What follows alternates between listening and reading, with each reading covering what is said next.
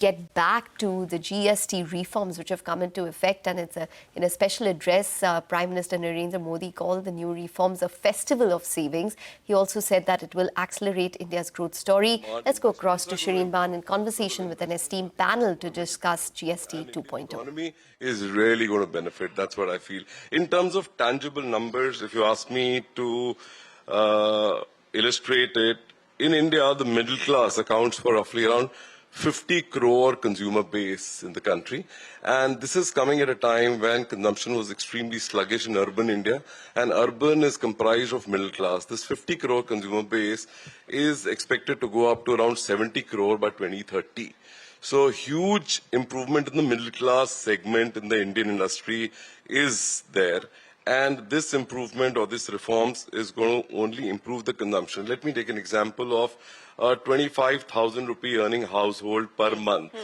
Now, approximately 1,000 rupees to around 800 rupees on a 25,000 rupees earning household is the impact. So the annual impact, if I look at the income tax reform, direct taxes and indirect taxes, this impact is going to be around 17 to 20,000 rupees on a 1.5 lakh earning household for the whole year.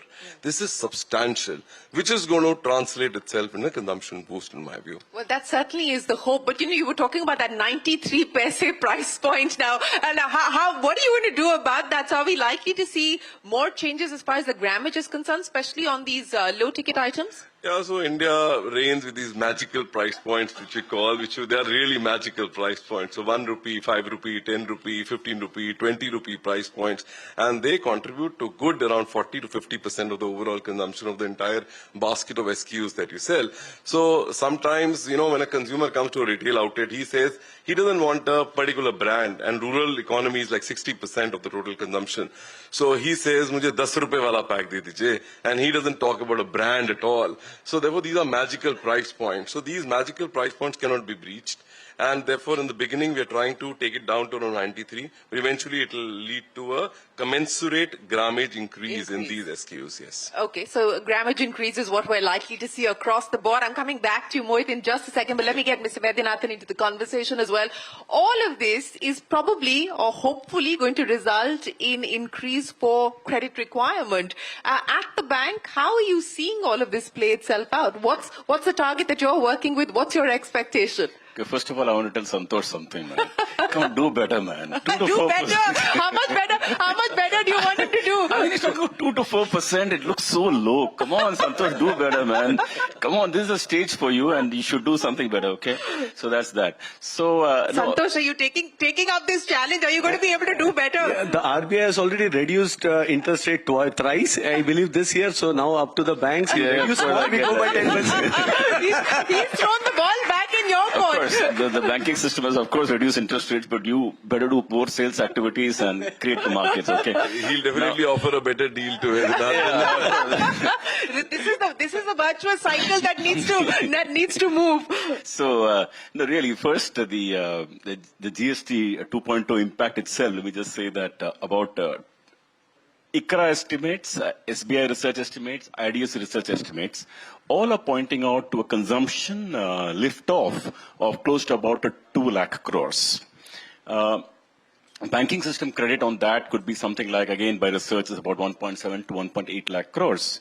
And that could mean about a 10% increase in a growth rate sense, which means that last year, if whatever the growth rate for the country would be, it would be plus 1% is our real estimate. That's very significant, considering that the banking system overall credit is about 180 lakh crores. So that's quite significant. Secondly, where is the growth going to come from? Exactly. That's what I was going to come to. Yes, where is the growth going to come from? So this growth is going to, as you know, the biggest, there are two kinds of cuts have happened here. One is the essential items like food, paneer, milk, etc., which has all come from 5% to 0%.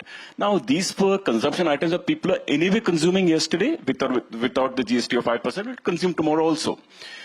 Which is a good thing in its own sense in terms of segment it addresses. But the significant one is going to come from the consumption cuts, the one that has come from 28% to 18%. Now, car prices are down like 10%, or will be down 10%. 10% for 10 lakh rupee car is 1 lakh rupees, big money. Let me give you how much it may translate to also EMI to a normal person. Yes, yes. So if you think of a 10 lakh rupee car, which will now cost 9, assuming a loan amount of say 7 lakh rupees, and EMI earlier would have been say 16,500 rupees, now EMI will be 14,500. So 2,000 rupees per person per month for 60 months is the reduction in people's EMI. On top of this, like Santosh pointed out, interest rate also came down. Yeah. So interest around product cost good down. So both things are actually very significant. And I think this is a material moment. And when we said the other factors that government also reduced the income tax rates, so all three things, interest rate, that one, this one put together, I really believe that 27 will be a lift-off year. 27 will be a lift-off year. Yes, 27 will be a lift-off year. So, the banking sector has already had a very good run. When you say 27 is going to be a lift-off year, what could that mean in terms of profitability?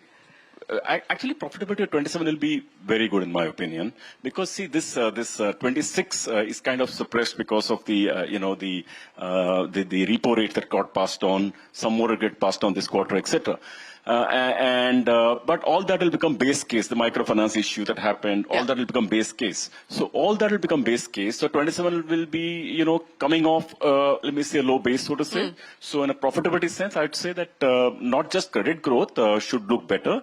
I believe that the profitability also should look meaningfully better next year. At least for our bank, you should expect that we should look meaningfully better in 27 over 26. That's the headline. V. Vaidyanathan says 27 is going to be a lift-off year, but meaningful improvement. meaningful improvement. But we were talking about interest rates, and I'll get Mohit and Santosh to comment on that as well. We've got the MPC coming up. What's the expectation? Status quo or a cut?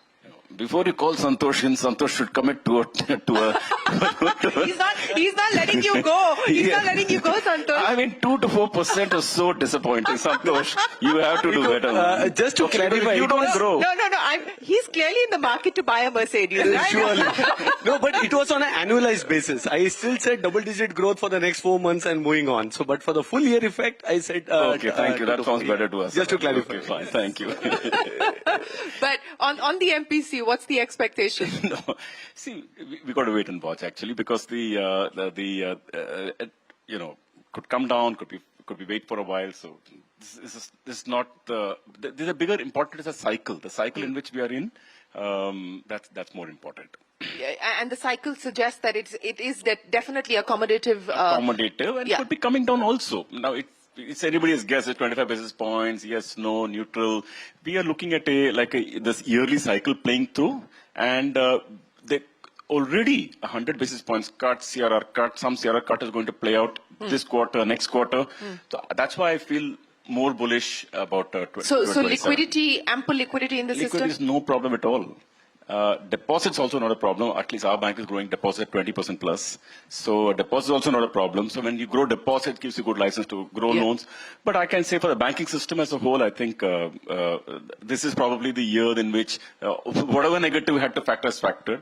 I think next year should be better. Yeah, okay, should be better. Santosh, let me come back to you now. Let's talk a little bit about, since we're talking about the reforms and the road ahead. What we are seeing at this point in time is also a move to try and ink as many FTAs as possible. The EU-India FTA, which has, of course, been long in the making. The expectation is that we could perhaps get to some sort of a conclusion as far as negotiations are concerned by the end of this year. Will that materially change your plans for India, from India?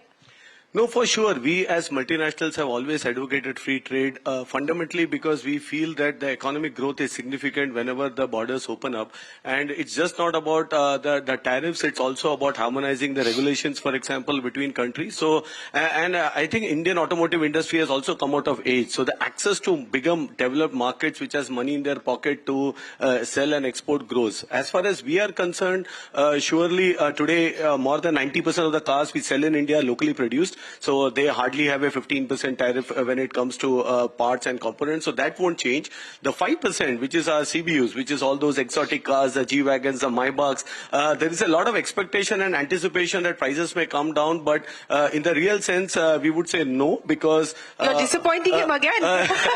No, we need to see that by this time this materializes. Already there is a 10% gap between the pricing and the euro.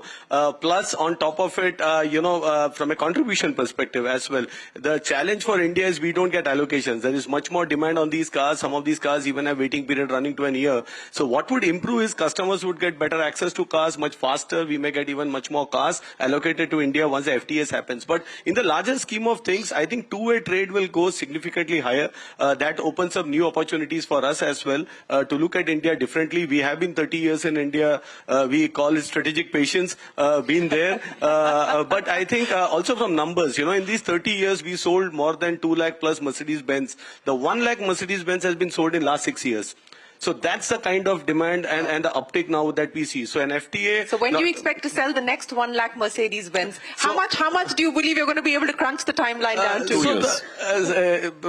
It depends on all the forecasts. I think we have to look at all the factors in, and this is where the forex is one aspect where we are not able to put a finger in, and that's will go back to because a 5% increase in price will take us back to pre-GST 2.0 pricing. So we are back to square one. So this is something, and that may happen as early as 1st of Jan next year. Okay, that's an interesting conversation over there on GST 2.0. A lot of comments coming in from V. Vaidyanathan as well as of Dabur as well as from Mercedes as well. Keep an eye out on that. We'll take you all through more details through the day as well. But on that note, right now, we're going to slip into a very short break. And after the break, we'll get you more on markets, more stock-specific action. So stay tuned in.